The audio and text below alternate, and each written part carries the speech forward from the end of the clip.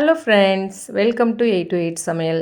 இன்றைக்கி நம்ம 8 to 8 சமையலில் நாட்டுக்கோழி கிரேவி அப்படியே கிராமத்து ஸ்டைலில் கொஞ்சமாக மசாலா வறுத்து அரைச்சி எப்படி செய்யலான்னு பார்ப்போம் வாங்க. நான் இப்போது 1 கிலோ நாட்டுக்கோழி எடுத்து நல்லா மஞ்சத்தூள்லாம் போட்டு க்ளீன் பண்ணி வச்சுருக்கேன்.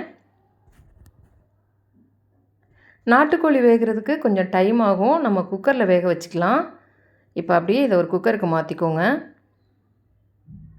மாற்றிட்டு இது கூட 1 ஸ்பூன் இஞ்சி பூண்டு பேஸ்ட்டு, 1 டேபிள் ஸ்பூன் மஞ்சள் தூள், கொஞ்சமாக உப்பு சேர்த்துக்கோங்க. கூடவே 1 கிளாஸ் தண்ணி சேர்த்துக்கலாம். சேர்த்துட்டு நம்ம நல்லா கலந்து விட்டுக்கலாம். கலந்துட்டு குக்கரோட மூடி போட்டு 2 விசில் விட்டுக்கலாம். இது ரெடி ஆகட்டும். இப்போ நம்ம மசாலா அரைக்கிறதுக்கு 1 ஸ்பூன் மிளகு, 1 ஸ்பூன் சோம்பு, 1 ஸ்பூன் ஜீரகம் எடுத்திருக்கேன். இப்போ இதை ஒரு பேனில் சேர்த்துட்டு நல்லா வறுத்து எடுத்துக்கலாம். அடுப்பை மீடியம் ஃப்ளேமில் வச்சுக்கோங்க. ரொம்ப கரிஞ்சிராமல் பொன்னிறமாக வறுத்து எடுத்துக்கலாம். பாருங்கள், இப்போ நல்லா கொஞ்சம் பொன்னிறமாக வந்துருச்சு. இப்போ நம்ம அதை வேறு பிளேட்டுக்கு மாற்றி கொஞ்சம் நேரம் ஆற விட்டுக்கலாம். கொஞ்சம் ஆறின பிறகு நம்ம இதை வேறு மிக்ஸி ஜாருக்கு மாற்றிக்கலாம். மாற்றிட்டு இந்த மாதிரி கொஞ்சம் நல்லா பொடியாக அரைச்சி எடுத்துக்கோங்க. பாருங்கள், நல்லா பொடியாக அரைச்சாச்சு. இருக்கட்டும். இப்போ நம்ம கிரேவி ரெடி பண்ணுறதுக்கு ஒரு கடாய் எடுத்திருக்கேன். இதில் 3 ஸ்பூன் நல்லெண்ணெய் சேர்த்துக்கலாம். நாட்டுக்கோழிக்கு பொதுவாக நல்லெண்ணெய் சேர்த்துக்கிட்டிங்கன்னா டேஸ்ட் ரொம்ப சூப்பராக இருக்கும். எண்ணெய் சூடானதும் 2 துண்டு பட்டை, 2 பிரிஞ்சி இலை, 1 ஸ்டார் பூ, 3 கிராம்பு, இது கூட 1 ஸ்பூன் சோம்பும் 5 பல் பூண்டும் தட்டி வச்சுருக்கேன், அதையும் சேர்த்துக்கலாம். இது கொஞ்சம் நேரம் எண்ணெயில் நல்லா பொரியட்டும்.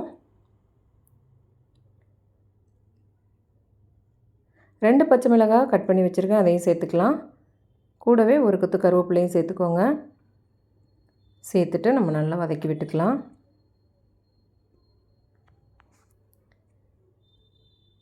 இதில் 15 பல் பூண்டு எடுத்து வச்சுருக்கேன், அதையும் சேர்த்துக்குவோம். பூண்டு நல்லா எண்ணெயில் பொரியட்டும். 100 கிராம் அளவு சின்ன வெங்காயம் எடுத்து இந்த மாதிரி 2 கட் பண்ணி வச்சுருக்கேன், அதையும் சேர்த்துக்கலாம். நாட்டுக்கோழி கிரேவி செய்கிறதுக்கு சின்ன வெங்காயம் சேர்த்திங்கன்னா ரொம்ப டேஸ்ட்டாக இருக்கும். கிரேவி ஒரு ஸ்வீட் டேஸ்ட் கிடைக்கும் உங்களுக்கு. வெங்காயம் நல்லா பொன்னிறமாக வதங்கட்டும். இப்போ இதில் 2 தக்காளியை இந்த மாதிரி கட் பண்ணி வச்சுருக்கேன், அதையும் சேர்த்துக்கலாம். கூடவே 1 ஸ்பூன் இஞ்சி பூண்டு பேஸ்ட்டு சேர்த்துக்கிறேன். கொஞ்சமாக உப்பு சேர்த்துட்டு நல்லா வதக்கிக்கலாம். தக்காளி நல்லா மசிஞ்சு வேகட்டும். நல்லா வதக்கிக்கோங்க. இப்போ நம்ம இதுக்கு மசாலா சேர்த்துடலாம்.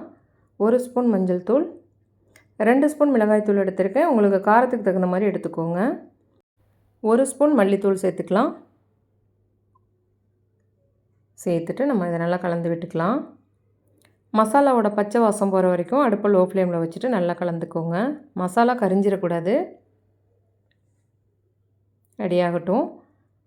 இப்போ ஸ்டீம் ரிலீஸ் ஆகிருக்கு, பார்க்கலாம். சிக்கன் வெந்துருச்சான்னு பார்ப்போம். பாருங்கள், நல்லா வெந்திருக்கு. 2 விசில் விட்டிங்கன்னா தான் கரெக்டாக இருக்கும். அதிகமாக வேக வச்சிட்டிங்க அப்படின்னா கோழி ரொம்ப குழஞ்சிரும். கரெக்டாக இருக்குது. இப்போ இந்த கோழியை மட்டும் எடுத்து நம்ம மசாலா கூட சேர்த்துக்கலாம். சேர்த்துட்டு நல்லா அந்த மசாலா கூட மிக்ஸ் பண்ணி விட்டுடுங்க. நல்லா 1 நிமிஷம் போல் இந்த மசாலா நல்லா அந்த சிக்கன் கூட மிக்ஸ் ஆகணும். நம்ம கறி வேக வச்ச தண்ணி இருக்கு இல்லையா, அதையும் இதில் சேர்த்துக்குவோம். உங்களுக்கு குழம்பு மாதிரி செய்யணும் அப்படின்னா தண்ணி கொஞ்சம் அதிகமாக சேர்த்துக்கோங்க. குவான்டிட்டிக்கு தகுந்த மாதிரி நீங்கள் ஆட் பண்ணிக்கலாம் தண்ணி. இப்போ இதில் நம்ம அரைச்சி வச்சுருக்க பொடியையும் சேர்த்துக்குவோம். சேர்த்துட்டு நல்லா மிக்ஸ் பண்ணி விட்டுட்டு ஒரு 5லேருந்து 7 நிமிஷம் மூடி போட்டு லோ ஃப்ளேமில் வச்சிங்க அப்படின்னா நல்லா எண்ணெய் பிரிஞ்சு சூப்பராக ரெடி ஆகிடும்.